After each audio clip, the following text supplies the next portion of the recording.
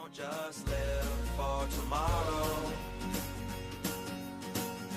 or just live in yesterday. Just be glad for all you have that's in today. Hey everyone, Connie here, and welcome to my blind reaction to My Hero Academia Season 3, Episode 23. Excuse me. Pardon me. I actually made a big mistake today. I'm just gonna go into this here instead of making another video right now, but now you're not seeing this. I don't know exactly when this is gonna actually be posted, but here's the deal. I was gonna do the live stream today. I still am at 4 p.m. right, Eastern time, and like I said, still doing that. But I forgot I was supposed to mow the lawn today, and it's just like, oh, that's gonna cause some issues, isn't it? So I've been thinking like back and forth for like probably the past 10-15 minutes, like, oh, what am I gonna do? Like, because I have to record this, and then I also have to record OKKO as well. So I have two things to record, and then I have to do the live stream, I have to do that, and I should probably at least get started on the dishes. I have a lot to do, and it's just like, not a lot of time to do it in. Logically speaking, I should have done the lawn and maybe even the dishes earlier. But I was spending my time instead just watching stuff and dorking around online, as I tend to do.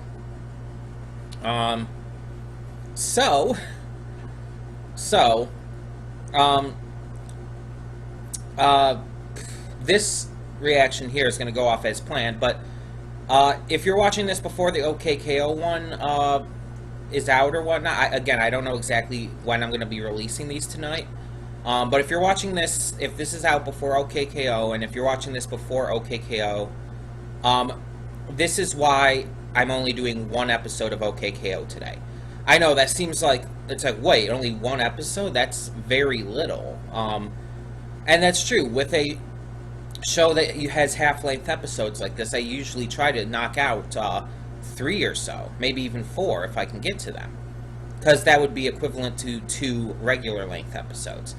And I really always try to at least do 3, maybe 2 if I really am short on time, but most of the time at least 3.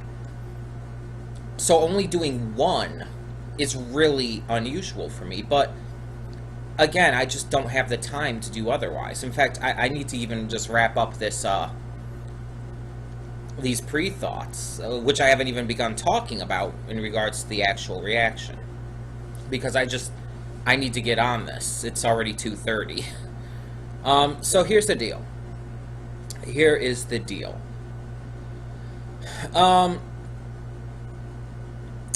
Last we left off, Bakugo challenged Izuku to another match. To a one-on-one match, just to kind of prove himself. And it's definitely continuing in the massive growth and characterization of Bakugo that is some of the best in anime. And so, this fight's going to be a big deal. No matter who wins, no matter how it turns out, it's a big deal, and it's going to shape how these characters continue on in this series, especially obviously for Bakugo. And I'm really excited for it. I really can't wait to see exactly how this fight goes down, and just how Bakugo actually does fight at this point, because I don't think he's going to be as needlessly and violently destructive as you would think he would be. I think he's going to be a lot more calculated here, because at this point we know that he does acknowledge Izuku's ability. He still has that desire to be the strongest hero, and he still has that idea that Izuku should be lower than him, but he's starting to change, and he's realizing that Izuku, he's really good. And as I've said before, it's kind of going into that entire Goku-Vegeta kind of thing, where in Dragon Ball Z, Vegeta eventually admitted and acknowledged Goku's ability, And instead of saying, like, oh, I'm the Prince of All Saiyans, I should be stronger, he instead worked to make himself stronger so that one day he could beat his greatest rival. I definitely think that's the kind of way they might be going with Bakugo, and I really hope so. But we're going to find out. As I said, I really have to kind of cut this short here. I really wish I didn't have to, but it's just like, at this point, I don't really have a choice. I have to get on to this other stuff. I'm probably going to end up doing it to where I record the reactions, live stream, then go do the lawn, come back in, maybe take a little bit of a break after the lawn because I'll be probably pretty exhausted, and then do the dishes after that. That's probably my goal right now. Which means the stream might not be super long, but oh well. Heck, you might even not even be seeing this reaction until after the stream, I don't know. Let's just get this going. So when the screen fades to black, pause this redirect and go to the description below. Follow the link to the reaction, and after you watch it, come back here to the redirect and resume play. Because after it fades to black and then fades back in, everything from that point forward will be my afterthoughts and will contain spoilers to the episode. So that being said, thank you so much for tuning in today, and I will see you at the reaction. Okay, and we are back, and we'll begin with spoilers in 3, 2, 1, now. So there's going to be a lot of repetitiveness to things I've said in the past in these afterthoughts, but it's all fitting for today's episode. And let's just say, if it hadn't proven itself before, this episode would have easily proven itself enough to become my favorite anime of all time. If it hadn't done this already in the past with the All Might and All for One fight, and just everything surrounding that, this episode and the events that transpired within, yeah, they would have been the turning point for me. That would have brought this from second best anime I've seen to number 1. And the reason's different here, because the reason before was because of the depth of, or the quality of the depth of the series. The depth that entire arc was going through, the amazing action, the just wonderful emotional pull of it all, and what everything stood for. With this episode, all of those things were definitely a factor. But there's one reason why this would have, again, if the show hadn't done so already, why this episode would have brought it to my number 1 spot. Character. When I view an anime or any form of media, really, cartoons, video games, etc., there are a few different things I look at when I judge its quality, or my perceived, what I perceive the quality to be, at least. Then there are 3 big ones. Entertainment value is always the number 1, because if you can be entertained by something, that's what's most important, because that's the first and foremost job of any piece of media, to entertain the viewer. The second is story. The story needs to be good. It needs to be something that is progressive in its quality. Even if it starts out great, it has to continue to progress and get better. There can be dips here and there. There's going to be in pretty much any series. But it has to overall progressively get better. And it has to be well written, it has to be clever, it has to be smart, it has to be unique, it has to be really in-depth and give you a feel for the world. So much more than that as well. But the third thing, and the third most important thing in any piece of media, is character. Not just the main character, And I'm not just talking about like an actual character. I'm talking about the character of the characters, if that makes any sense. Who they are, what they stand for, their character, everything that makes them, them. This isn't the most important aspect of a piece of media for me. It's number 3. But that doesn't mean it can't be done well enough to just impact something to that high of a degree. That, again, if it hadn't already, would have made this show my number 1 on that alone. This show has so many amazing characters in it. It has some bad ones too, like Mineta, but it has some great ones.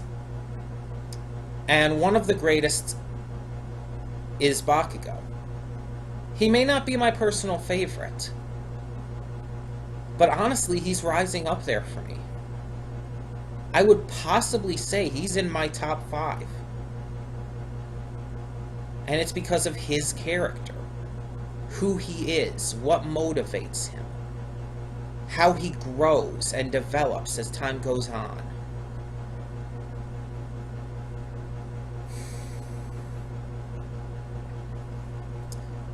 This episode was one of, if not the most important of this show. You could talk for hours about how important the All Might versus All for One fight was, and it was. You could talk for hours about Izuku's development and mastering full cowling. You could talk for hours about All Might finally losing his power and the world being exposed to who he truly is. You could talk for hours about that stuff. And it's all important, it's all extremely big. But the relationship between Izuku and Bakugo is the backbone of this series. Everything boils down to that relationship. Because we already know where this series is going to end up. This series is going to end with Izuku becoming the number 1 hero, the new symbol of peace, the greatest hero in the world. We already know that. It's already told us that that's what this show is the story of, or the manga as well. This is the story of how he becomes the greatest hero in the world. We don't know fully how he gets there, and that's what this is all about. It's about the journey, not the destination. We know where it's going to end, but we don't know the details of how it gets to that point. But through all of that, there's only really been one major consistent that, again, has held up this entire series. All Might has been a consistent, yes, and Izuku's relationship with him is hugely important. But much more so is his relationship with Bakugo. After the opening segment in the first episode, just discussing like superpowers being introduced into the world and how the world's like come to terms with that. If I'm remembering right, and I really do believe I am, the first thing you see of actual animation and the actual story is Izuku and Bakugo as kids. The first thing you see that opens this series up after just that little intro segment is these two.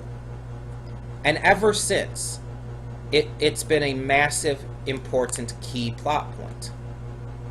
The first couple episodes had a huge, heavy focus on these two. When it led up to the first training from All Might, the hero-villain training. It was... The other fights were cool and everything, for the little bit we saw of them. But... sorry about that. Let's be honest. Izuku and Uraraka taking on Ida and Bakugo, that was the draw of that little part of the series. And most of that was just Izuku and Bakugo. I mean, Uraraka and Ida were great in that too, but they kind of took a back seat, let's be honest. And continuing forward, it kept pulling on that kind of idea. In Season 2, we had much more of that. And now in Season 3, things have been changing. It hasn't been turning away from that backbone, that kind of, that plot point being as important. It's been changing how the plot point's being viewed. And in this episode, we really come to a head on it. Izuku admires Bakugo's strength. He admires the vision of victory that he represents. He sees Bakugo as someone to surpass, as someone who is amazing and is worthy of surpassing. Bakugo fears Izuku's heart, as All Might put it. And that might come across as a weird line, like, he fears Izuku's heart? Like, Izuku admires Bakugo's strength, but Bakugo fears the heart? And yes, because Bakugo, once again, was raised by an ideal that to be the greatest hero, to be someone like his idol, All Might, you had to be someone who never loses. Someone who's the epitome of strength, of victory. So the idea that Izuku is getting by on that heart, on that belief and kindness and everything, it goes against his worldview. And it's hurting him. It's like any situation where your worldview, your entire worldview is turned on its head and shown to be either not the only way to get to that goal or not the right way. And in this case, it's more not the only way. And his mindset, his entire worldview has been turned on its head, and it bothers him. That's why he's so aggressive. He's been so aggressive towards Izuku, especially after Izuku got his quirk and has been using it to continuously grow and improve and become better. Because he felt that he wasn't living up. Bakugo, by the way. Bakugo felt he wasn't living up to the view of heroism that he idolized, that he saw. That by someone else being better than him and improving, as someone else who in the past had been so far beneath him, suddenly coming out of nowhere and being better than him and being and growing stronger, it makes him feel invalid. It makes him feel like it's all been for nothing.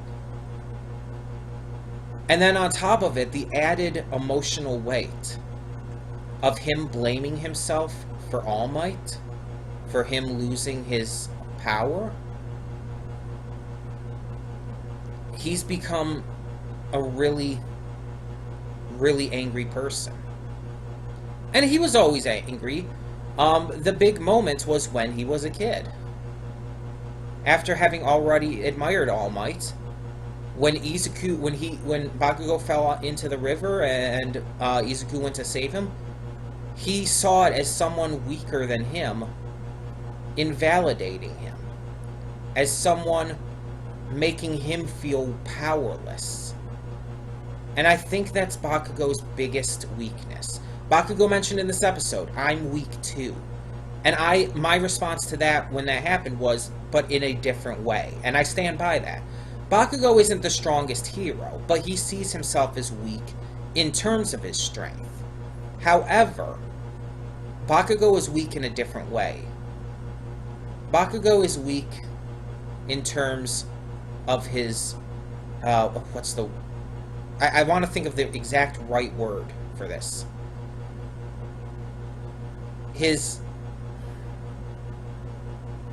Oh, I had the word too. When I was building this up, I had the word, and then it slipped my mind. Bakugo is very, very not deprecating, but like, he doesn't have a lot of faith in himself. He sees himself as someone who is so far away from the goal he perceives as being the ultimate goal. He looks at All Might, and he sees himself as weak. But again, not just physically. He, I think unintentionally, and even unknowingly to a point, understands that he's weak in terms of who he is. That he's afraid of Izuku's heart and kindness and goodness because it's something he just doesn't understand. When Izuku went to help him out of that river when they were kids,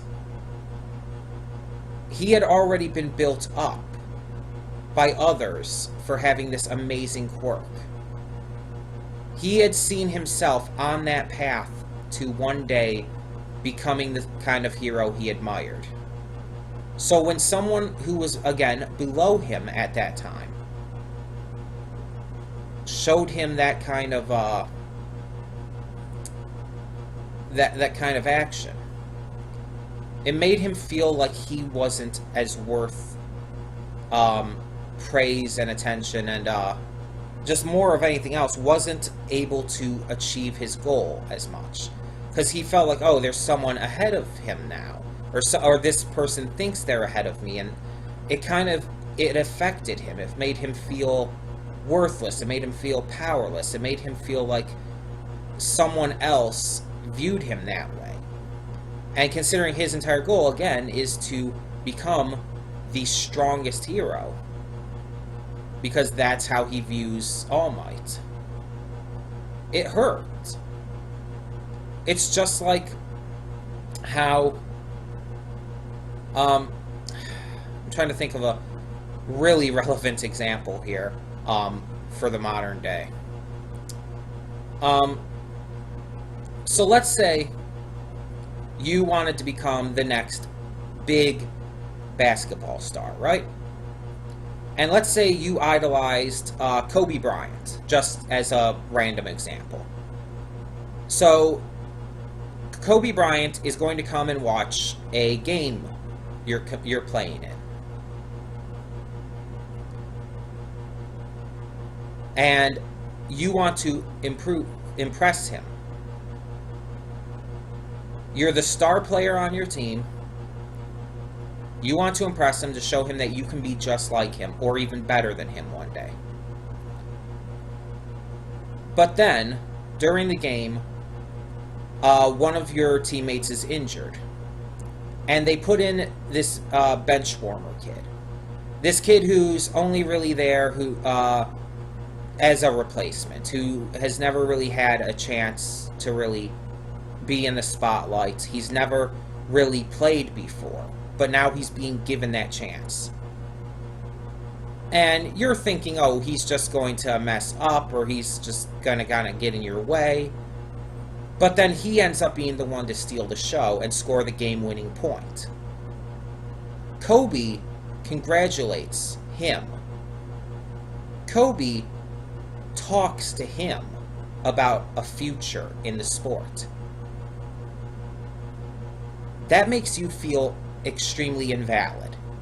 It makes you feel like all your hard work was for nothing. That is Bakugo. By someone who has been lesser than him in terms of ability, to have that knowledge that this person who's lesser than him, or that he at least perceived to be lesser than him, has some kind of connection to the hero he so admired, hurt him. But even beyond just that, just the fact that this kid who had just no powers, no abilities, and couldn't even defend himself, came out of nowhere and stole the show, basically. Came out of nowhere, became this huge deal that hurt Bakugo's pride. Because to Bakugo, that showed that maybe he wasn't as strong as he wanted to be, and as he needed to be, and as he thought he already was. For Bakugo, for this no one in his eyes to come out of nowhere and surpass him in these ways,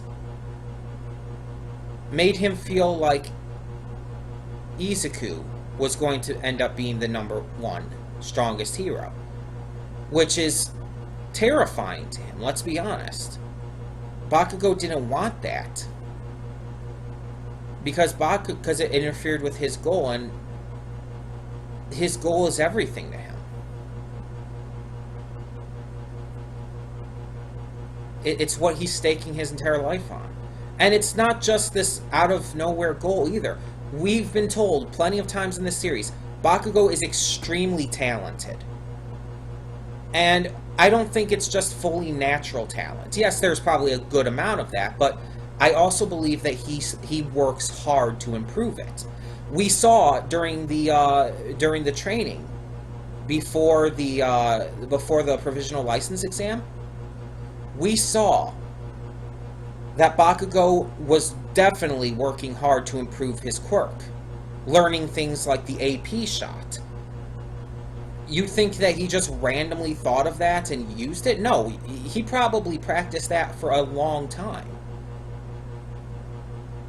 Bakugo is extremely talented, not just naturally, but he makes himself that talented. He works hard. He's also excessively smart. Again, we've talked about this a lot in the past.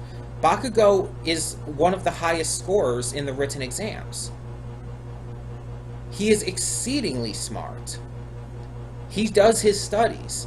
He makes sure that he does his best. And why? Why would someone who's just this violent, horrible bully, whose only real goal has been to just be stronger than others, why would he put forth that much effort if that was the case? That's exactly the point, though. That's not just the case. He has more to him. He has more to his goal. That's why he puts so much effort into this. To him, this is what it means for him to be a hero. And does he have anger issues? Yes, of course he does. And honestly, he might get that from his mother, to be completely fair. He does have extreme anger issues. That's just something he lives with. But as we can see, even he can get past those. He's been getting so much better at that. During the licensing exam, Bakugo complimented Izuku by saying that it looks like you finally made this quirk your own. Or something along that lines. That's not the exact words necessarily, but that's basically what he said. And now, in this episode, in the post-credits scene, he helped Izuku.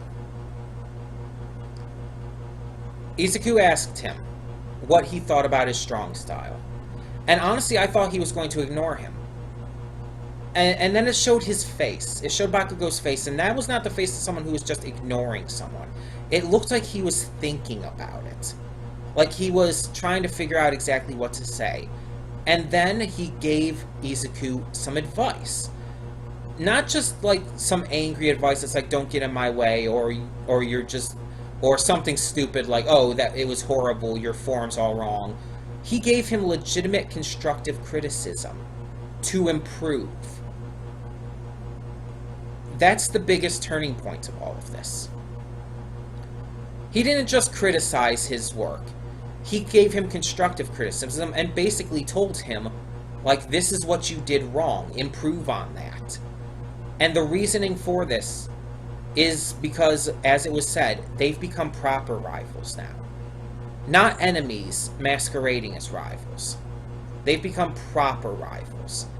And Bakugo doesn't just want to surpass Izuku blindly anymore. He acknowledges, accepts, and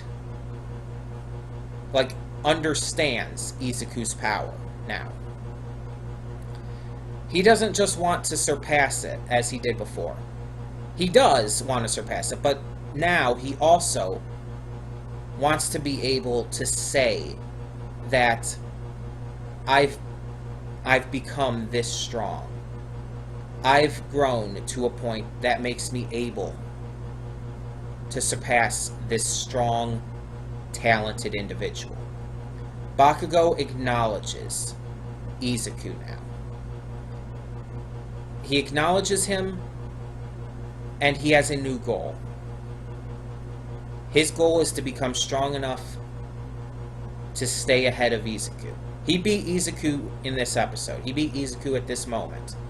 But his goal is to stay strong enough to truly beat Izuku again and again, to stay stronger than him, and to make sure that he becomes the strongest hero, as is his goal. But he also wants to beat Izuku at his best. At both of their best. He wants both of them to be at their strongest. That's why when Izuku wasn't fighting at points during this episode, he was basically telling him, fight me, give it your all. Because he wants to beat Izuku fairly and deservedly. He wants to make sure that when he wins, when he defeats Izuku, and when he becomes the strongest hero that he desires to become, he wants to make sure that it's not just by taking down small fries. He wants to make sure that he's able to take out the best of the best. Or in the case of villains, the worst of the worst. The strongest out there. He wants to be able to say that he's not only strong enough to be the strongest hero, but that he earned it, that he deserves it, that it's because he was able to surpass the other strongest. So, this episode was insanely important. For Bakugo's character growth, for Izuku's character growth, for the story's growth. This episode continued to prove why Bakugo is probably, while not my favorite, he is probably the best written character in this show. Even more than Izuku and All Might.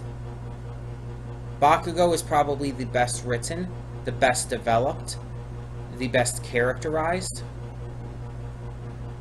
And honestly, there's a lot of media out there where a character like Bakugo would be the main character.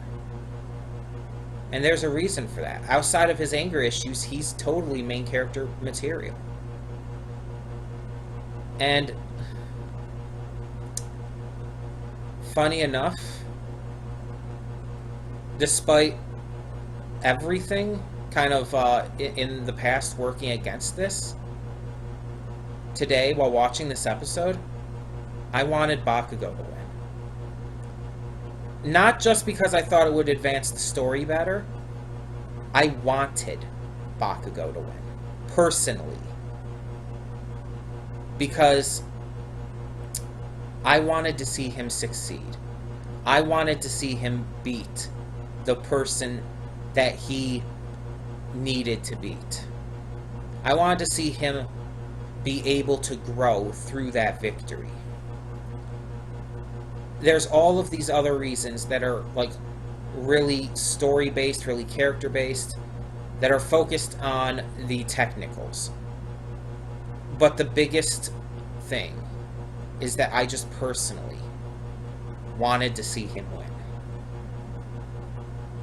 I was rooting for him. And when he did, when he beat Izuku, it felt earned. It felt like he had made his mark, finally, on this show. He'd been a main player since the beginning, but I actually have to disagree with one big thing. This was Bakugo's start line. Bakugo's start line is the name of a previous episode in the series. But like I said, I disagree with that. This episode was his start line. This is where Bakugo changed from the angry, violent, and just bully. The angry, violent, bullying asshole he had been. He changed into someone worthy of being called a hero. He still has the anger issues. He's not perfect, but he acknowledges that now. And he's worthy to be a hero. Thank you all so much for tuning in. I'm Connie, and I'm signing off. See y'all next time. And though you've come through many obstacles, shed tears along the way, you're still standing, live, love, laugh.